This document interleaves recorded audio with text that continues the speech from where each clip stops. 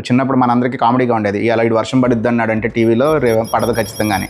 రేపు సాయంత్రం 8 గంటలకు వాన పడే అవకాశం ఉంది. నిన్న హైదరాబాద్ చుట్టుపక్కల చాలా చోట్ల సడన్గా 8-8:30 టైం నుంచి వర్షము, ఉరుములు, మెరుపులు, పిడుగులు లాగా సౌండ్స్ వచ్చేసి చాలా చోట్ల పవర్ కట్ అయింది. సో ఇది ఓకే, కానీ దానికంటే ముందే ఒక 2 hours ముందు మన చాలా మందికి ఒక అలర్ట్ మెసేజ్ వచ్చింది మన వాతావరణ డిపార్ట్మెంట్ దగ్గర నుంచి, ఈ రోజు ఉరుములు మెరుపులతోటి కూడా వర్షం పడే అవకాశం ఉంది, కొంచెం జాగ్రత్తగా ఉండండి అని. సో ఎంత ముందే ఎలా తెలుస్తుంది వీళ్ళకి? చాలా మంది మనం ఏమనుకుంటామంటే శాటిలైట్స్ ఇమేజ్ తీసుకుంటుంది, దాన్ని పంపించేస్తుంది, సో ఇలా తెలిసిపోతుందని. సో అది కొంతవరకు నిజం. రియాలిటీ ఏంటంటే అలా తీసుకున్న ఇమేజెస్ని, అలా తీసుకున్న సెన్సార్స్, తీసుకున్న ఇన్ఫర్మేషన్ని డేటా సైంటిస్టులు AI తోటి అనలైజ్ చేసిన తర్వాత ప్రీవియస్ ఇన్ఫర్మేషన్ తోటి చెక్ చేసుకొని దాన్ని ప్రెడిక్ట్ చేస్తారు. మేబీ ఈ టైం నుంచి ఈ పర్టికులర్ టైంలో ఉరుములు రావచ్చు, మెరుపులు రావచ్చు, లేదంటే పిడుగులు పడవచ్చు అని జాగ్రత్తగా ఉండండి అని అప్పుడు ఇన్ఫర్మేషన్ ఇస్తారు. సింపుల్ గా రాదు. ఇది మన చిన్నప్పుడుతో కంపేర్ చేసుకుంటే యాక్యురసీ లెవెల్స్ పెరిగినాయి. చిన్నప్పుడు మనందరికీ కామెడీగా ఉండేది. ఇలా ఇటు వర్షం పడుద్ది అన్నాడంటే టీవీలో పడదు ఖచ్చితంగానే. కానీ ఇప్పుడు అది మారిపోయింది. మనకు ఒక 2-3 hours ముందే ఇన్ఫర్మేషన్ వస్తుంది. అది అంత యాక్యురసీని ఎలా పెంచుకుందంటే